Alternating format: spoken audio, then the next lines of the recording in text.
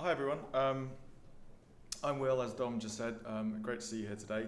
I've been asked today to talk about viewer interaction for live event webcasting. Why am I qualified to speak about that? For those of you who don't know me, I am from Showcaster. I'm the founder of Showcaster, which is the web's live interactive TV platform.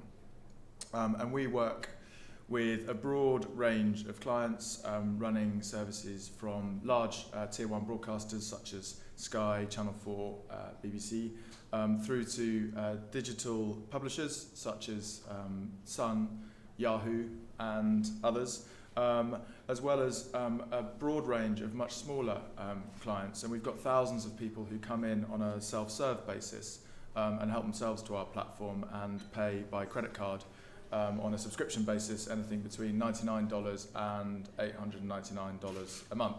And they range across conferences, churches, all the usual live streaming providers that you'd expect. We really focus on interactivity, so we're all about bringing the event to life. Our platforms can just be used for live streaming, but really the interactivity is what I'm here to talk to you about, and that's the focus of what we do. So the first question we always ask is, why bother with live? Live is really expensive compared to delivering on demand. Live is really hard to do, particularly hard to do well. It's really risky. Stuff always goes wrong with live. Eggs get thrown at you, or whatever it might be.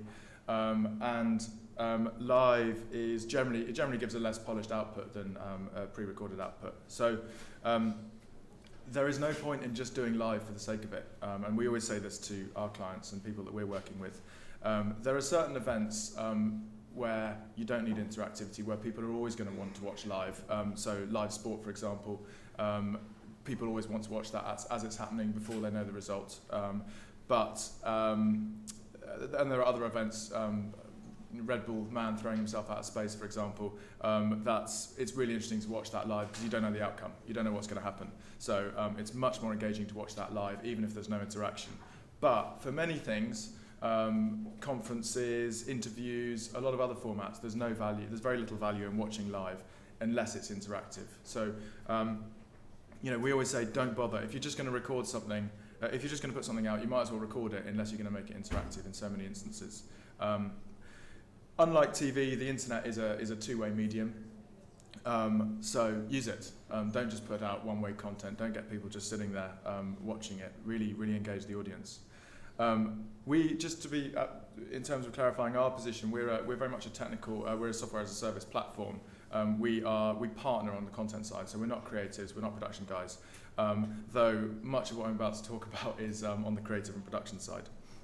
I'm going to start by showing you a 2-minute video, hopefully.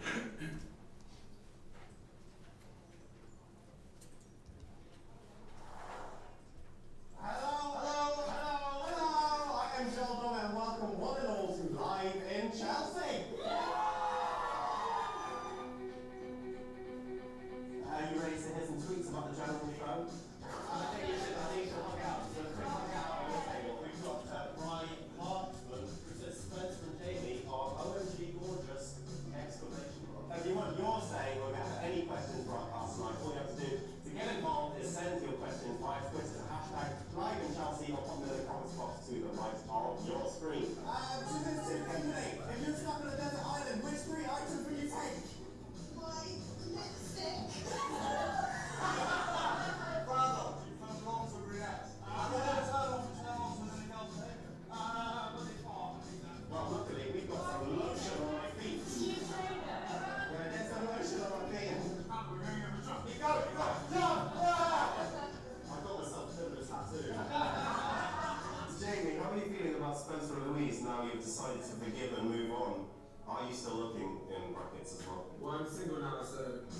You could be here, you could be right here in the studio if you wish to be. All you have to do is send an email with your name, your age, and a question you wish to ask to madeinchelseaa@monkeykingdom.com. Here, these people be hunting right now. I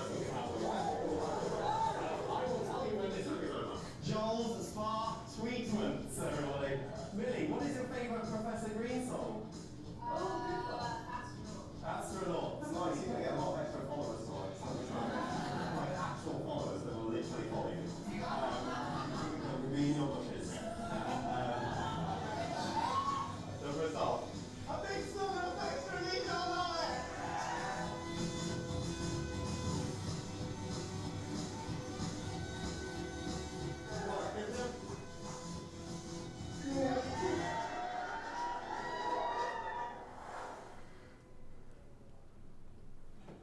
So, what was that? I'm sure many of you are asking. That was, so Made in Chelsea, for those of you, you may be familiar, if you've got a teenage daughter and you live in the UK, you probably know what it is. If you haven't, you probably don't. Made in Chelsea is a very successful constructed reality TV format that runs on Channel 4.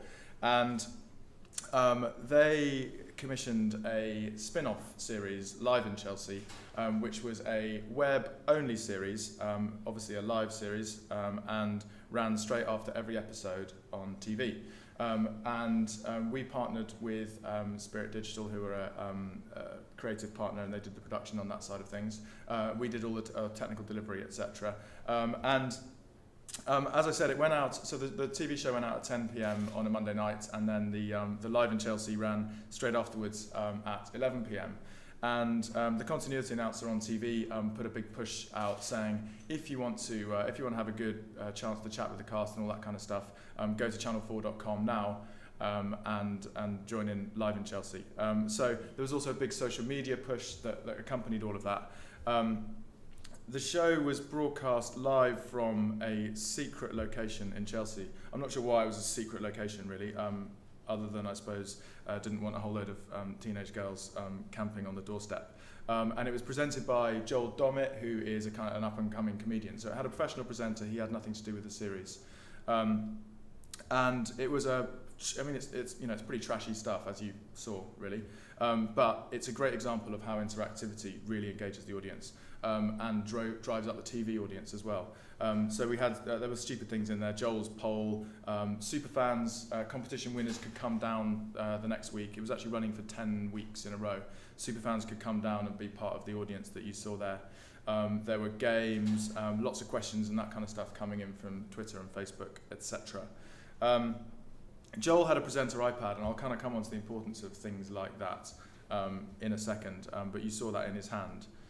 The whole experience was fully moderated, fully curated. This is really important, particularly to TV broadcasters who've got a lot of brand protection issues, and they also sit under the watchful eye or dark shadow of Ofcom, and have to comply with lots of requirements that many other web broadcasters may not be so concerned about.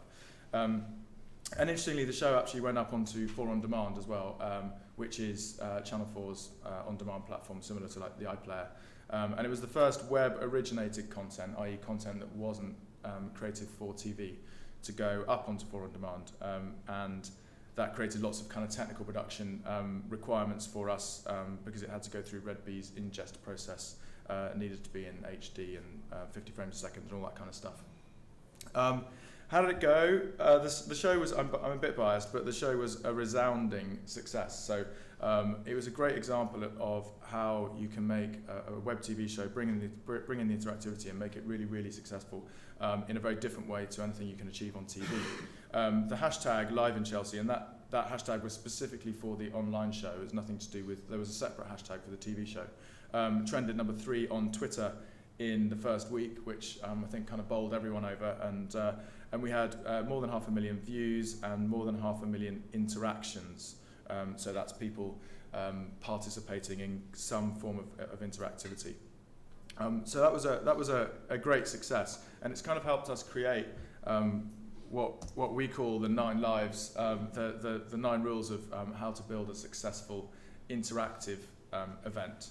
And the first and foremost component of this, and I'm focusing a bit on entertainment here because it's an obvious genre for interactivity, but it's not just about entertainment, but it's designing the whole event around the viewer, putting the viewer at the centre of the show is really important.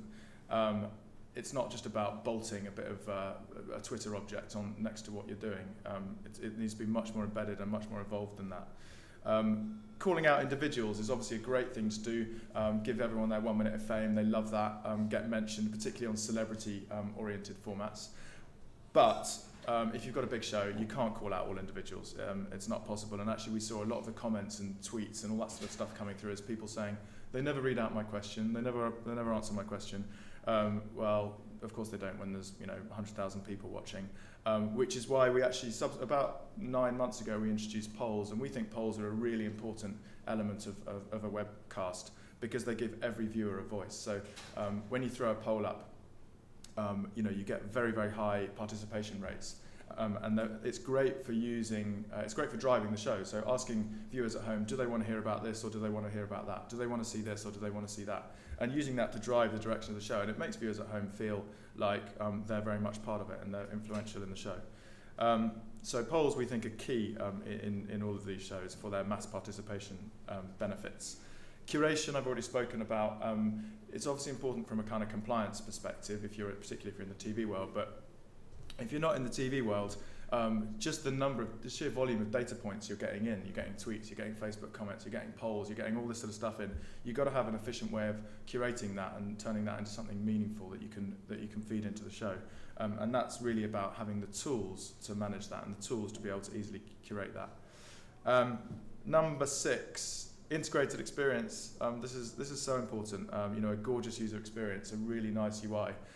All too often, if you look at kind of webcasts and web shows, you see a video, and then you have to scroll down if you want to add a comment, or you have to scroll to the right, or you have to all those sort of things really detracts from the enjoyment of what you're doing. So it needs to be a good integrated experience. The interactive components, the tweets, all this kind of stuff need to be embedded in the core of what the user is seeing.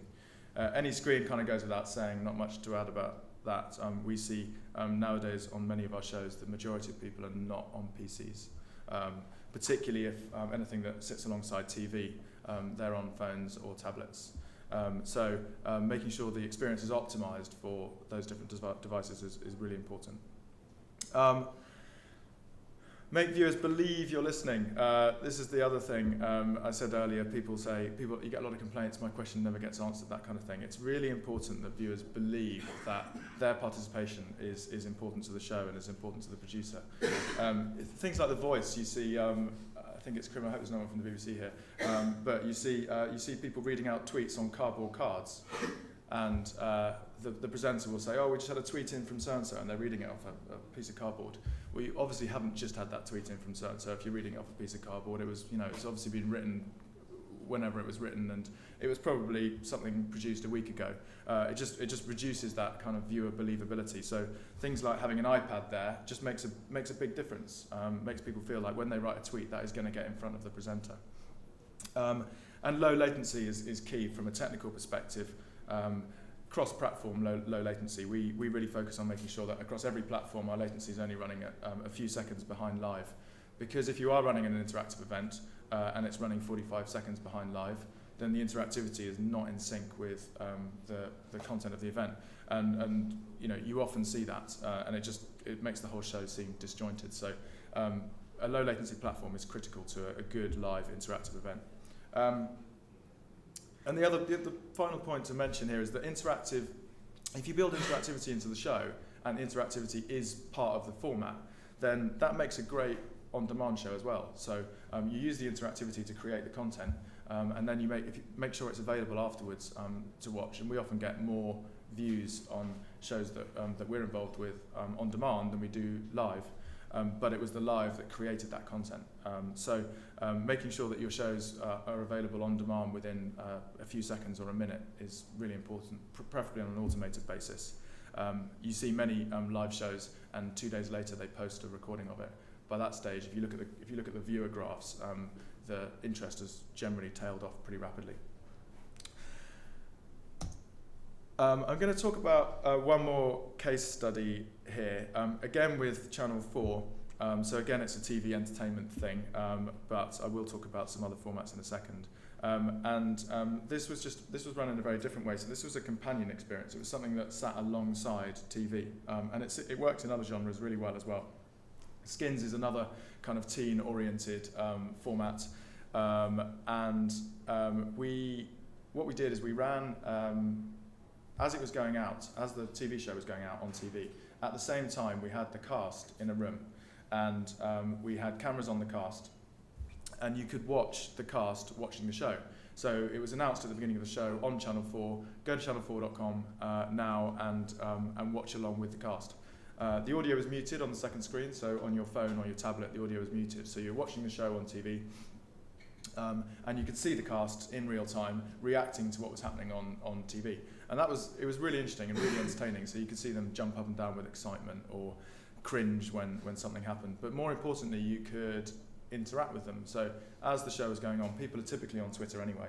As the show was going on, you could ask the cast questions, and you could ask them what they thought about this, what they thought about that, and they were responding to all those questions in real time. And that was really, really interesting. And it subsequently rolled into an after show, actually, which was the volume came up after the TV show had finished, and there was a more similar to what you just saw on Made in Chelsea. There was another format, a standalone format. But that wasn't required. It could have just been this kind of watch-along experience. And that whole thing with additional camera angles or watching the show with celebrities or with cast members is really interesting, and is something we definitely expect to see a lot more of in the TV world moving forwards. This is a crudely put together slide just talking about some of the different interactive components you can use to bring a show to life. Bring an event to life. So starting with the Twitter and Facebook kind of top left, these are pretty obvious ones, Twitter and Facebook, so integrating those deeply into the show, putting a hashtag up. It's amazing how many live events and live shows you see which haven't published a hashtag, so they're not congregating their users, they're not congregating their viewers, people are just tweeting about stuff in a kind of, in a Twitter jungle. Make sure your hashtag is up there. Likewise, Facebook, there are things you can do to kind of congregate Facebook audiences. Moving clockwise, sharing tools, again, typically the same platforms, Facebook and Twitter, but putting the tools right next to the videos so that viewers can share those videos if they're interested in them. It's amazing how many people do share things, but they won't share them if it's not made easy for them. And that, they will build your audience for you. Your audience will build your audience. So not putting things like that up there are madness. Polls is the next one round. We've already spoken about polls. I think they're one of the most important components of any interactive format, whether that be a conference or anything else. Call the audience in, ask the audience what their opinion is. I've got any screen there. It's not so much an interactive component, but it's just saying that these days, we all know this, but it's amazing how much of the activity doesn't happen on PC. And then in terms of where you're going to put where your show's going to run, we're very focused on white label stuff, so we're very focused on you building your brand, and everything sits within your website. So we're more of a Bright Cove Uyala for live than a YouTube, which is all about YouTube owning the audiences. Embedding the show in your site, owning your viewers, all that kind of stuff, that's really important. We feel, we're biased, but we feel that's really important. Facebook is a great place to host your shows. Host them directly within Facebook. It's amazing how many viewers you get just from people chattering about stuff when you host your format shows within Facebook, and you can do that really, really simply.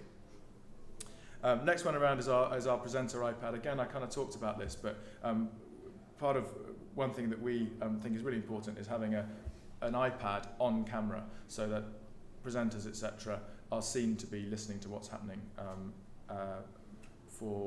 amongst the community at home.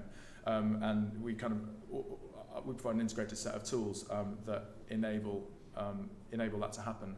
A lot of it's got to go pass through moderation. So with the big TV broadcasters, for example, we'll pass all interactivity through 2 layers of moderation. The first one is just weeding out all the crap. So just abuse and all that kind of stuff. And the second layer is typically more of a production layer, where someone sitting behind the camera is deciding which questions should go through to the presenter's iPad. A presenter, obviously, if they're trying to present, they can't digest vast volumes of content coming through and interpret which ones to react to. So you need to just be dripping one of those through every minute or two. And the tools to do that are important. A Twitter wall is very similar as well. So we run Twitter walls across a lot of the events, and that's just literally a big wall sitting behind you with lots of interactivity, so that viewers at home again can see their comments appearing behind the talent or whatever's happening on camera. And the point at the bottom is it doesn't have to be expensive. Like a couple of years ago, to kind of bring all of this together would have been prohibitively expensive, and prohibitively difficult, and it's really not worth it for a single live event unless it's a supersized event. But nowadays there are great platforms out there, not just ours. There are lots of there are various other platforms out there, all with their own strengths and weaknesses, that enable you to do this. You can be up and running in 10 minutes. They've got all the components. They've got the Twitter walls. They've got all the sort of moderation components, all that sort of thing, polls, etc. All just embedded in there for a non-technical person to be able to get up and running in a matter of minutes. So it's a really exciting era for live, and live is hot right now. I mean, I'm not sitting here spieling stats to you that everyone's read before, but live is pretty hot right now. Excuse the content here. This is this is a show we run for Yahoo, rather than what I'm trying to articulate here is there's kind of different interactive components that can sit on the page. And again, this is about bringing it all together into a single experience. At the top left, hashtag being pretty key to the whole thing so that people are participating in the show. Obviously, you've got a nice large video object, which can go full screen if people want to bypass the kind of interactivity, which some people do. And then below that, all the sharing components that we've talked about. And off to the right, the social chat, and that can be pulling in hashtags, that can be pulling in Twitter comments. And importantly, not everyone is on Twitter, and not everyone is on Facebook, particularly Twitter.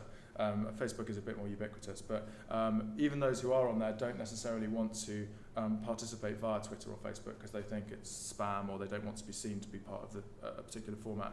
So it's important that people can contribute and ask questions and all that kind of thing without having to connect through Twitter and Facebook. And then you can see the polls tab. So this was a show that had both social chat and polls. And interestingly, what happens when a poll is announced, so typically a presenter will say, right, okay, do you think A, B or C? And a person off camera hits a button to activate the poll, and the object that you can see on the right spins round and replaces the social chat with the poll at that point, which means that we end up getting kind of near 100% participation in the polls because you're basically pushing it right in their face. And that's great because for a whole range of reasons, we'll certainly get north of 90% participation in polls on many formats. All they've got to do is click one button. So those, and then off to the right, we often have other competitions and other interactive components that aren't running on this particular format. I've spoken about the presenter tablet, so this is just I'm just taking you through a few screenshots of stuff that we've been doing. This is the presenter tablet that we run. It's obviously very large text. It's a locked screen. It just runs on an iPad or an Android tablet. And it's all about putting very few comments through at once, so the presenter can easily interpret it. The director, someone sitting off camera, can also put comments through of their own if they want to, almost like a talkback system, if they choose to use that functionality. And the presenter will then typically just read off this as it comes through. But having that in their hand, I think, is one of the key important things. I'm just showing you here as well so we run all the live video for the Sun, and this is really, I'm showing you this because it's really exciting because it shows how people are getting into the digital world and how important live is to people beyond just TV broadcasters. This is the studio, a brand new studio that Sun has built for running shows. It's a pretty high budget. They've thrown a lot of money at it, and there's a load of kit and stuff that you can't see on this shot. But this was a show we were running with Arnold Schwarzenegger, as you can see. He's small there for a change, they're running a couple of shows a week now. And again, this is kind of going back to they use the interactive shows to actually create really interesting content. So that content has a life way beyond the live show. It has a life of weeks. But because it's an interactive show, because all the Sun's readers can participate in it and ask questions, and we've had they get all sorts of people on. We've had Boris Johnson and Steps reforming and all sorts of people on there, and it makes for really interesting viewing, and it makes for really interesting viewing afterwards. But we're seeing more and more kind of large content owners invest pretty heavily in facilities, TV production, etc., that they haven't traditionally done, and that's really exciting. I know Microsoft and Yahoo and all these kind of people are doing the same. This is a shot that I'm showing, articulating our Twitter wall that we were talking about. This is what we were running this for Got to Dance, which is a format on Sky, and it's a live format the title kind of tells you roughly what it's all about. And behind, you can see, so that's Davina McCall kind of looking up at the Twitter wall, social wall, I think they called it. They were using our Showcaster components to manage all the social streams coming in, assimilate those, put them through moderation, and then fly them up onto the wall behind. And you can't see them flying around, but there were a lot of comments and stuff flying around. So quite a few people's tweets were getting onto screen, and again that gives people their sort of 1 minute of fame, and it really increases the social engagement. It really increases the volume of interactivity that you're getting on a particular show. I said earlier, I've talked a lot about entertainment. This is a good example of something that we've done that sits beyond entertainment. This was the launch of the 787 Dreamliner, which is a pretty cool project when you've got the call up. This was out in Boeing's HQ in Seattle, and there were loads of challenges like radio frequency challenges and all sorts of stuff in terms of, around trying to do this. But what I'm trying to show here is that this doesn't all have to sit in a studio environment. Essentially everything is running on, it's just running on a web browser. So as long as you've got a few PCs and a few screens, you can do quite a lot of damage. And this was actually broadcasting live using a live view pack. So the feed was wirelessly transmitting back, which did cause us issues with radio frequency and stuff. But it was quite fun. This was back in the days when the 787 was actually flying. I think it is flying again now. But it was a really interesting event to be involved with. And at the other end of the spectrum, back in the studio, this is showing how broadcasters are taking this stuff much more seriously now. A lot of what we're doing is kind of embedded within the OB trucks. And this is an OB truck for the People's Rainforest, which is another Sky format. All the interactive components now sit as core to the whole production. So it's not just about video production; it's about all the interactive components within the OB truck, and that's good. It's a bit of a mind shift rather than a kind of social media editor sitting at home or something, which is what happens on a lot of shows. We're now seeing this absolutely core to a lot of different formats. I'm going to show you one final video. I've got a bit more to talk about, but I'm going to show you one more video. And this is again outside of the entertainment world. And what this is it's something. It's a very small sport. It's scooters, which is a relatively small unknown sport. And it would never have made it onto TV. But it was amazing how successful it was given the size of the sport. And that isn't the video. It's a 2-minute video.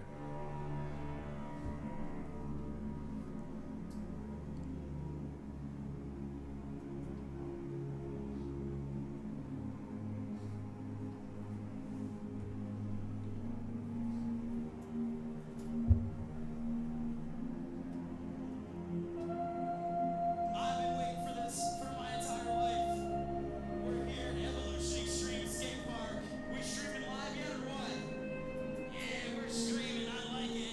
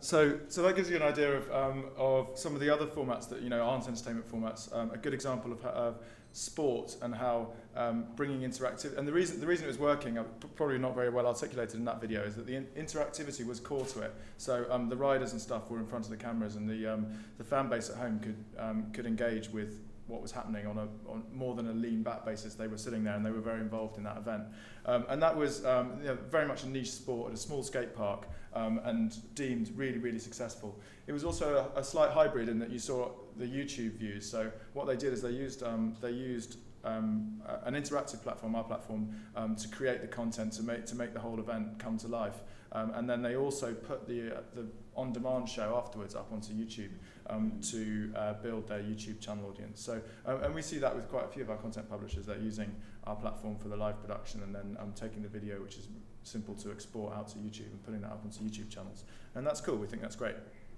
That's where we are today, and that's where we're seeing a lot of activity today. And it's a real growth market. A lot of people want to be broadcasting live. It's interesting that the Streaming Media Conference isn't broadcasting live,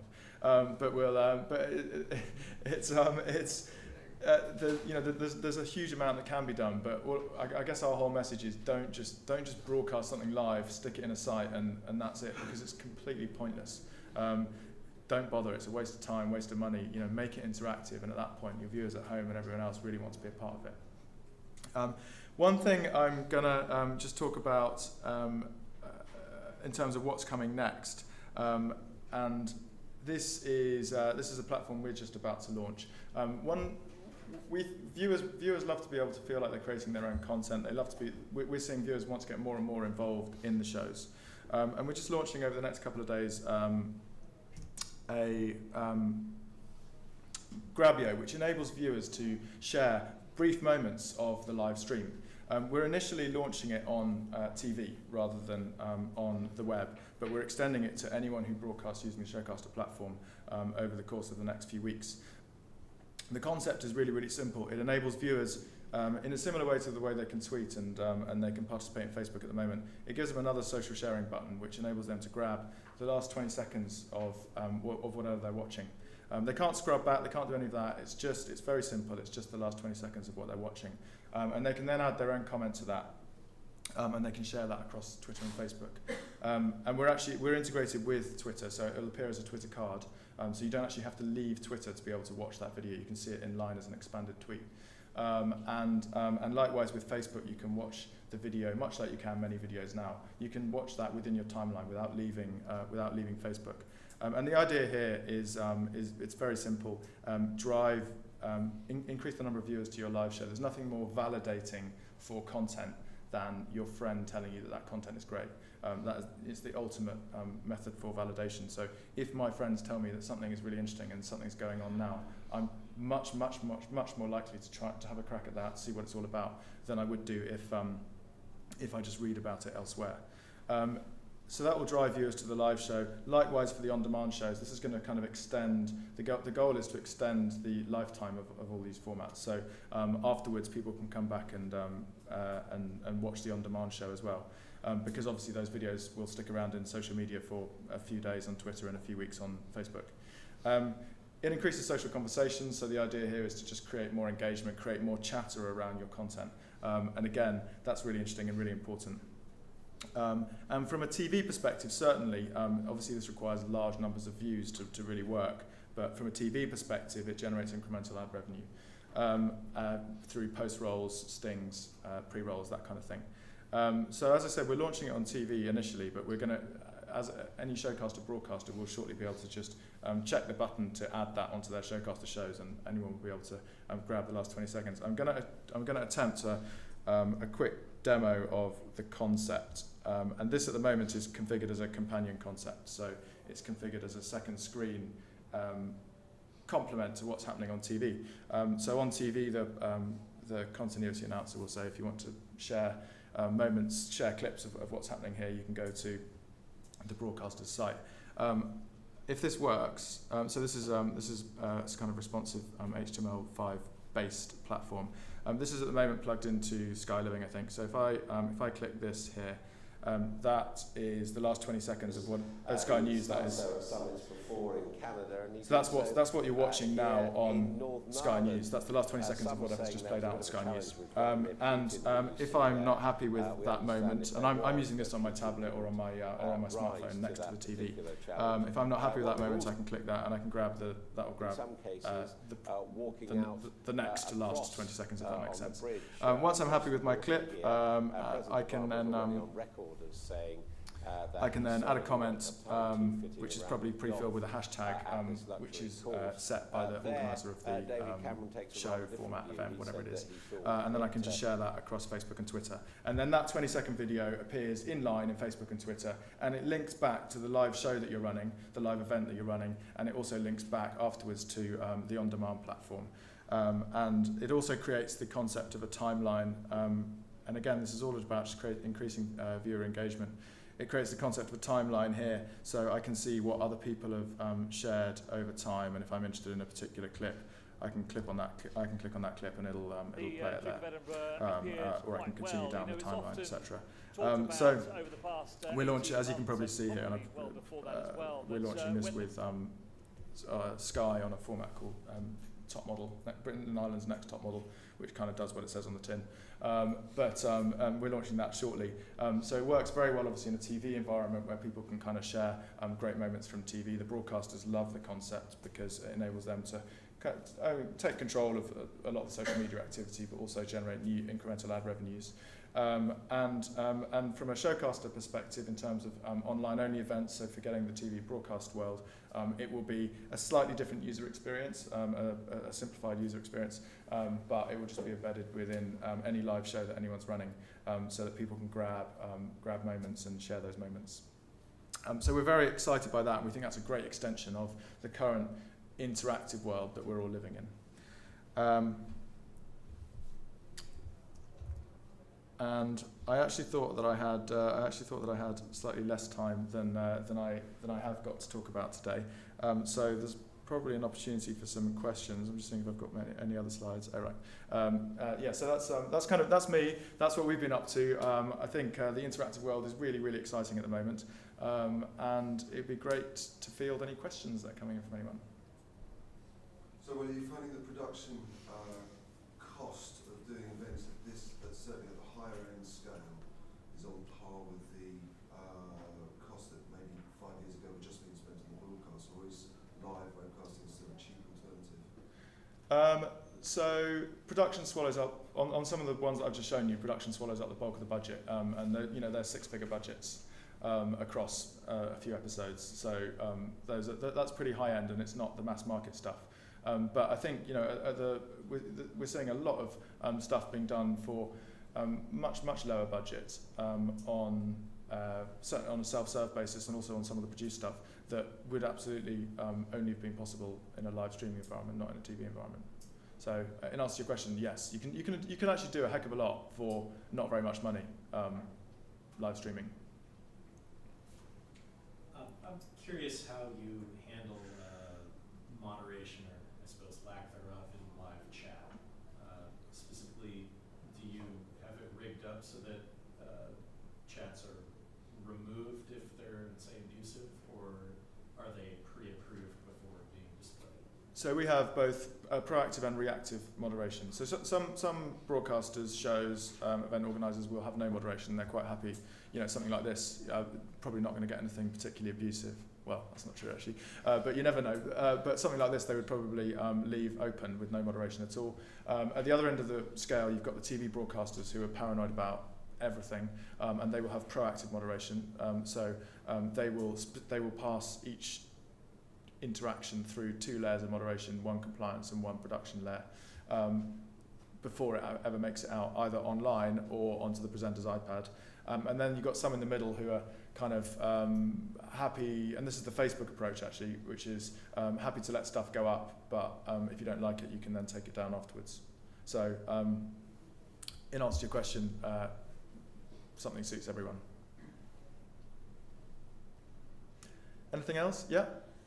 Do you experience any challenges with latency when it regards streaming to iOS devices, or is that completely in sync with? So we put loads of effort into iOS streaming, and there's loads of commercial and technical complexities around that, as I'm sure lots of you know. Our iOS streaming is in sync with our web RTMP streaming, so it's running at about 4 or 5 seconds behind, that's really important to us, and we think that's really important for interactive events. And I know that that's one of the things that we're proud of relative to what you see on other platforms. Anything else? Great. Well, thanks for your time, everyone. And I'm around for the next couple of hours.